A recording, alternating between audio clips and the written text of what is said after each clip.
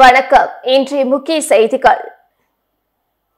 கொல்லைப்புற பணி நியமனம் குறித்து மீண்டும் கேள்வி எழுப்பியுள்ள ஐகோர்ட் தலைமை செயலர் 3 வாரத்திற்குள் பிரமாண பத்திரம் தாக்கல் செய்ய அதிரடியாக உத்தரவிட்டுள்ளது.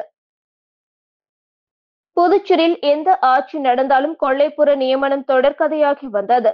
வேலைவாய்ப்பு அலுவலகத்தில் பதிவு செய்தவர்களுக்கு வேலை கொடுக்காமல் தெரிந்தவர்கள் வேலையில் அமர்த்தப்பட்டு வந்தனர்.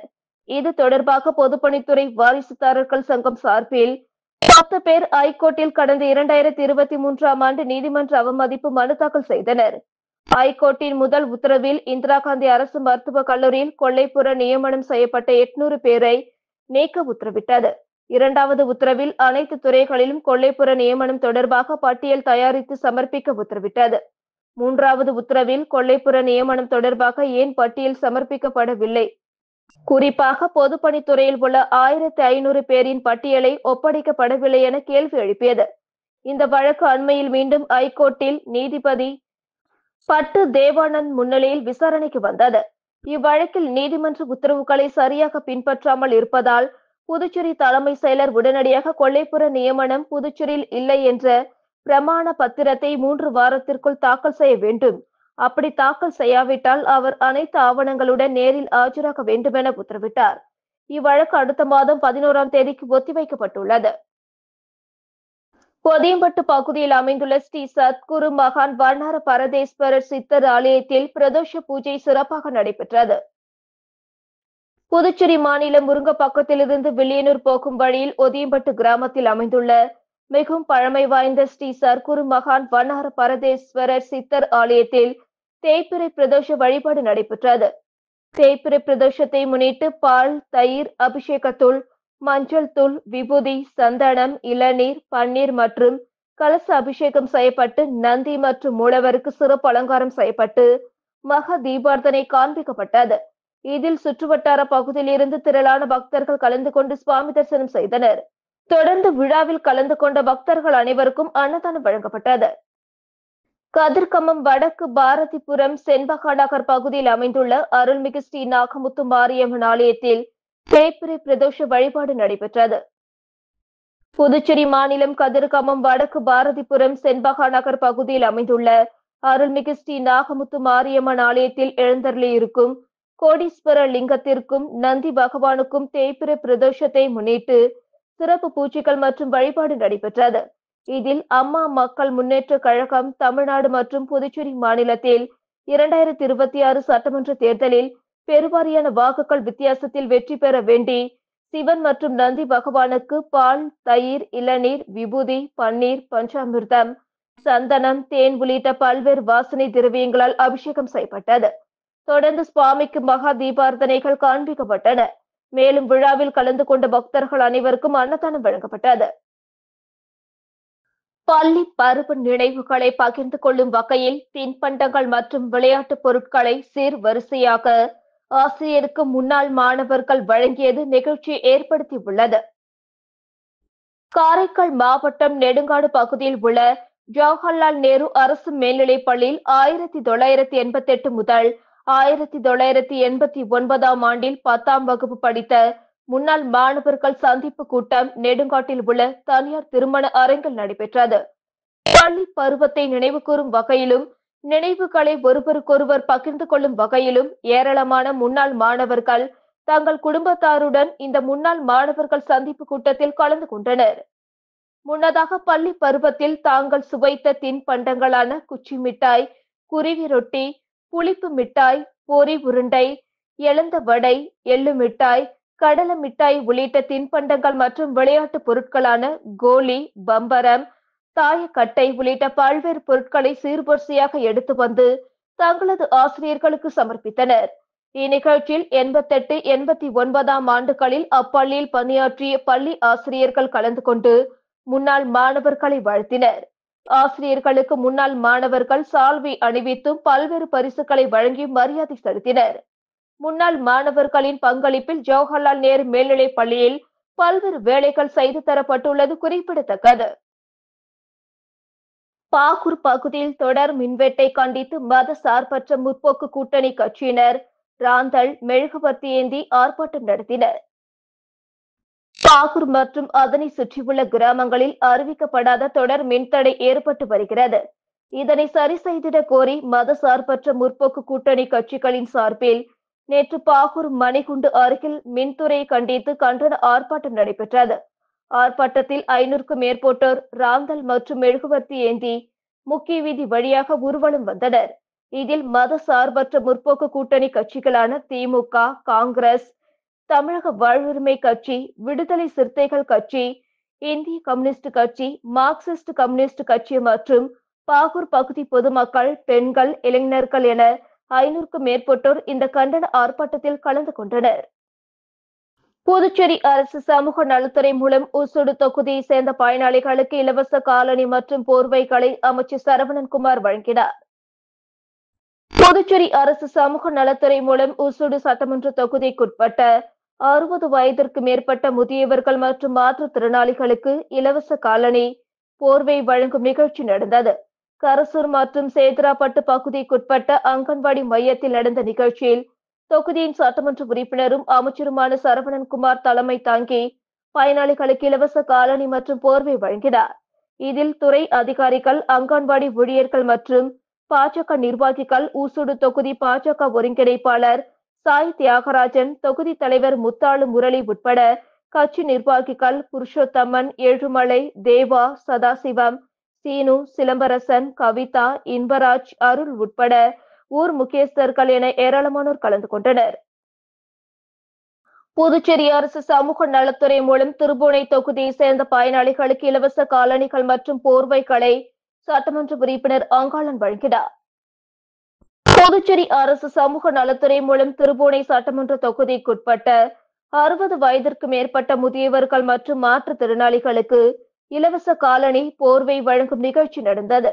இதில் திருபுவனை தொகுதிக்குட்பட்ட 14 கிராமங்களில் உள்ள 19 அங்கன்வாடி மையங்களில் முதியோர்களுக்கு சமூக நலத்துறை மூலம் வழங்கும் போர்வைகள் மற்றும் காலணிகள் திருப்புவனை தொகுதியின் சட்டமன்ற உறுப்பினர் அங்காளன் தலைமையில் வழங்கப்பட்டது. இதில் துறை அதிகாரிகள், அங்கன்வாடி ஊழியர்கள், சட்டமன்ற உறுப்பினரின் ஆதரவாளர்கள், ஊர் முக்கியஸ்தர்கள் மற்றும் பொதுமக்கள் என ஏராளமானோர் கலந்து கொண்டனர். புதுச்சேரி ஓய்வு பெற்ற அங்கன்வாடி பணியாளர்கள் நலசங்கம் சார்பில் காத்திருப்பு போராட்டம் நடைபெற்றது.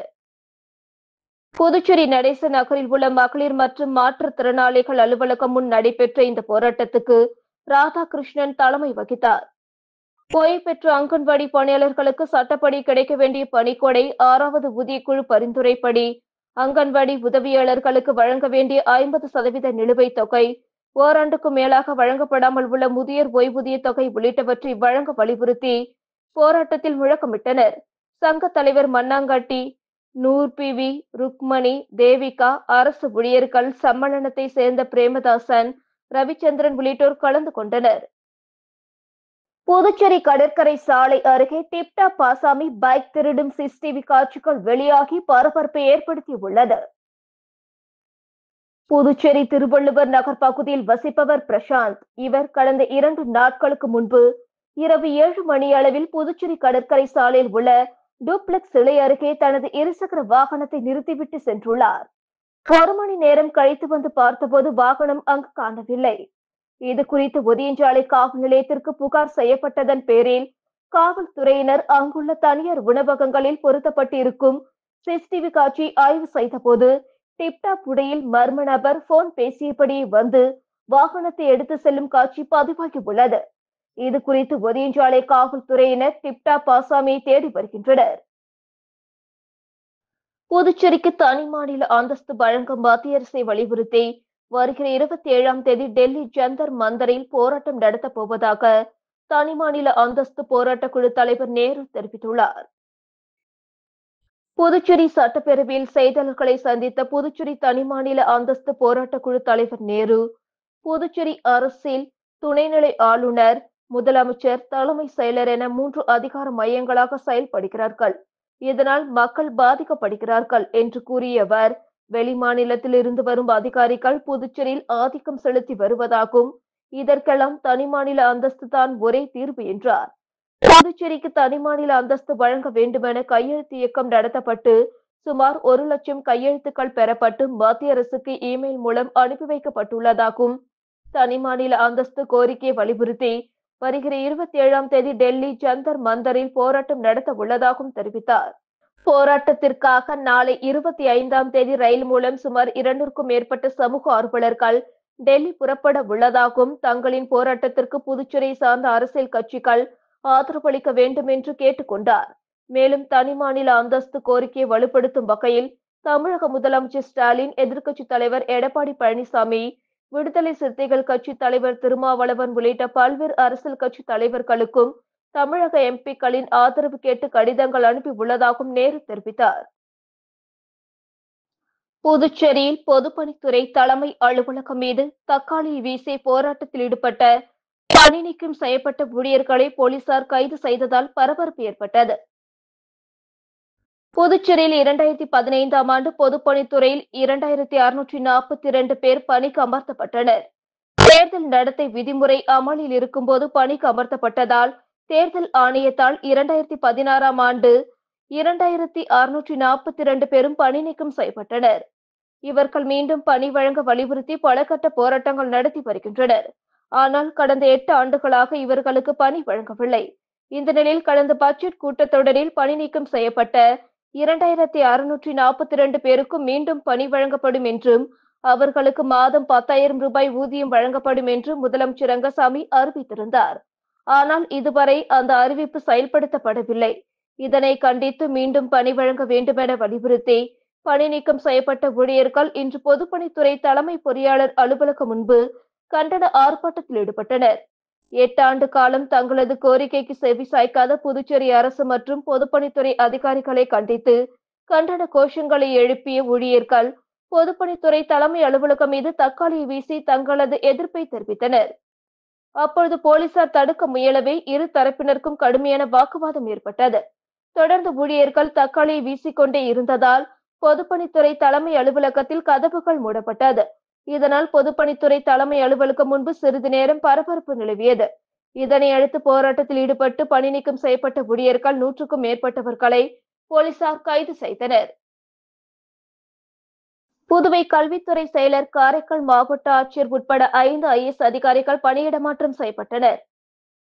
கல்வித்துறை செயலர் பிரியதர்ஷினி அருணாச்சல பிரதேசத்துக்கும், தொழிலாளர் நலத்துறை செயலர் ரெட்டி மிசோரம்க்கும், தொழில்துறை மேம்பாட்டு செயலர் ருத்ரகவுடு லடாக்கிற்கும், வேளாண் துறை செயலர் நெடுஞ்செழியன் புதுடெல்லிக்கும், காரைக்கால் மாவட்ட ஆட்சியர் சோமசேகர் அப்பாராவ் கொட்டாரு லட்சத்தீவுக்கும் பணியிடமாற்றம் செய்யப்பட்டுள்ளனர். மத்திய உள்துறை அமைச்சகத்தின் கடிதத்தை அடுத்து புதுவை துணைநிலை ஆளுநர் கைலாஷ்நாதன் பிறப்பித்த உத்தரவில் மேற்கண்ட 5 ஐஏஎஸ் அதிகாரிகளும் வருகிற 30ஆம் தேதி புதுவை மாநில பணியிலிருந்து விடுவிக்கப்படுவர் என தெரிவித்துள்ளார். புதுவை மாநில காவல் நிலையங்களில் பதிவாகும் முதல் தகவல் அறிக்கை அந்தந்த பிராந்திய மொழிகளில் இடம்பெற வேண்டும் என்று காவல்துறை தலைமை இயக்குநர் ஷாலினி சிங் உத்தரவிட்டுள்ளார். மத்திய உள்துறை அமைச்சர் அமித்ஷா அறிவுறுத்தலின் பேரிலும் புதுவை துணைநிலை ஆளுநர் கைலாஷ்நாதன் வழிகாட்டுதல் படியும் இந்த நிலை ஆணை பிறப்பிக்கப்பட்டுள்ளதாக டிஜிபி தெரிவித்தார். காவல் நிலையங்களில் பதிவு செய்யப்படும் முதல் தகவல் அறிக்கை புதுச்சேரி காரைக்காலில் தமிழில் இருக்கும். மாஹே பகுதியில் மலையாளத்திலும், ஏனாம் பகுதியில் தெலுங்கிலும் இருக்கும். சட்ட நடைமுறைகளை உள்ளூர் மக்கள் எளிதாக புரிந்து கொள்ளவும், காவல் நிலையங்களை அவர்கள் எளிதில் அணுகும் நோக்கிலும் இந்த உத்தரவு பிறப்பிக்கப்பட்டுள்ளது. புதுச்சேரி பொதுப்பணித்துறையில் பணிபுரியும் வாரிசுதாரர்கள் தங்களை பணி நிரந்தரம் செய்ய கோரி இறந்த ஊழியரின் படத்துடன் பொதுப்பணித்துறை தலைமை அலுவலகம் முன்பு காத்திருப்பு போராட்டத்தில் ஈடுபட்டு வருவதால் பரபரப்பு ஏற்பட்டது. புதுச்சேரி பொதுப்பணித்துறையில் வாரிசுதாரர்கள் அடிப்படையில் 183 பேர் வவுச்சர் ஊழியர்களாக நியமிக்கப்பட்டு கடந்த 15 வருடங்களுக்கு மேலாக பணிபுரிந்து வருகின்றனர். தங்களை பணி நிரந்தரம் செய்யக்கோரி ஊழியர்கள் பல கட்ட போராட்டங்களில் ஈடுபட்டு வருகின்றனர். ஆனால் இதுவரை துறை அதிகாரிகளும் முதலமைச்சரும் எவ்வித நடவடிக்கையும் எடுக்காமல் உள்ளனர். இதுவரை பணியின் போது 10 பேர் உயிரிழந்துள்ளனர். இந்நிலையில் இன்று வவுச்சர் ஊழியர்கள் 50க்கும் மேற்பட்டோர் பொதுப்பணித்துறை தலைமை அலுவலகத்தில் அதிகாரியிடம் பேச்சுவார்த்தை நடத்தினர். ஆனால் பேச்சுவார்த்தையில் உடன்பாடு ஏற்படாததால் ஊழியர்கள் பொதுப்பணித்துறை தலைமை அலுவலகம் உள்ளே காத்திருப்பு போராட்டத்தில் ஈடுபட்டனர். அப்பொழுது அவர்கள் பணி நிரந்தரம் செய்யக்கோரி கோஷங்களை எழுப்பினர். அரசு தங்களை பணி நிரந்தரம் செய்யும் வரை பல கட்ட போராட்டங்களில் ஈடுபட உள்ளதாக எச்சரிக்கை விடுத்தனர். முதுநிலை பல் மருத்துவ படிப்புக்கான புதுவை மாணவர்களின் நீட் தரவரிசை பட்டியல் மாநில சுகாதாரத்துறை இணையதளத்தில் வெளியிடப்பட்டது. கடந்த ஏப்ரல் 19ஆம் தேதி முதுநிலை பல் மருத்துவ படிப்புக்கான நீட் தேர்வு நடைபெற்றது. இதற்கான முடிவுகள் கடந்த மே 15ஆம் தேதி வெளியானது. புதுச்சேரியில் இந்த தேர்வை 210 மாணவ மாணவிகள் எழுதினர். தற்பொழுது வெளியான தரவரிசை பட்டியலில் மாநில அளவில் முதல் இடத்தை அதுல் பிரகாஷ் பெற்றுள்ளார். இவர் 960க்கு 692 மதிப்பெண்கள் எடுத்துள்ளார். 2ஆம் இடத்தை இந்துஜாவும், 3ஆம் இடத்தை முபீனாவும், 4ஆம் இடத்தை விஷ்ணு பிரியாவும், 5ஆம் இடத்தை தீபிகாவும் பிடித்தனர். தேசிய மருத்துவ அறிவியல் தேர்வு வாரியத்தின் தரவு தளத்திலிருந்து புதுவை தரவரிசை பட்டியல் பெறப்பட்டுள்ளது. மாணவர் சேர்க்கையின் போது புதுவையை தவிர்த்து வேறு மாநிலத்தில் இரட்டை குடியுரிமை கோரவில்லை என்பதற்கான தேவையான ஆவணங்கள் மாணவரின் சுய உறுதிமொழியை சமர்ப்பிப்பதன் மூலம் சேர்க்கை நடைபெறும். இந்த பட்டியலில் ஏதேனும் ஆட்சேபனை இருந்தால் இந்த தரவரிசை பட்டியல் வெளியிடப்பட்ட தேதியில் இருந்து 5 நாட்களுக்குள் சுகாதாரத்துறை இயக்குநர் நோடல் அதிகாரியிடம் தெரிவிக்க சுகாதாரத்துறை அறிவுறுத்தியுள்ளது. வாகனங்களில் வேக கட்டுப்பாடு சாதனம் கட்டாயம் பொருத்த வேண்டும் என்று புதுச்சேரி போக்குவரத்து ஆணையர் சிவக்குமார் தெரிவித்துள்ளார். இது குறித்து அவர் வெளியிட்டுள்ள செய்திக்குறிப்பில், உச்சநீதிமன்றம் வழங்கிய உத்தரவை அடிப்படையாக கொண்டு வாகனங்களில் வேக கட்டுப்பாடு சாதனங்கள் கட்டாயமாக பொருத்த வேண்டும் என்பதற்கான நடைமுறைகள் மற்றும் வழிகாட்டுதல்களை சாலை போக்குவரத்து துறை மற்றும் நெடுஞ்சாலை அமைச்சகம் வெளியிட்டுள்ளது. புதுச்சேரியில் அனைத்து வாகன விவரங்களும் தரவு தளத்தின் அடிப்படையில் நிபந்தனையுடன் சரிபார்க்கப்பட வேண்டும். அனைத்து விண்ணப்பங்களுக்கும் செல்லுபடியாகும் உற்பத்தி ஒப்புதல் சான்றிதழ் மட்டுமே ஏற்கப்படும். வேக கட்டுப்பாடு சாதனங்கள் முறையாக செயல்படுகிறதா என்பதை மாவட்ட சாலை போக்குவரத்து ஆய்வாளர்கள் நேரில் பரிசோதனை செய்வார்கள். பரிசோதனை வெற்றிகரமாக முடிந்த பிறகே தேவையான உள்நுழைவு அனுமதி வழங்கப்படும் என குறிப்பிடப்பட்டுள்ளது. இத்துடன் செய்திகள் நிறைவடைந்தன. வணக்கம்.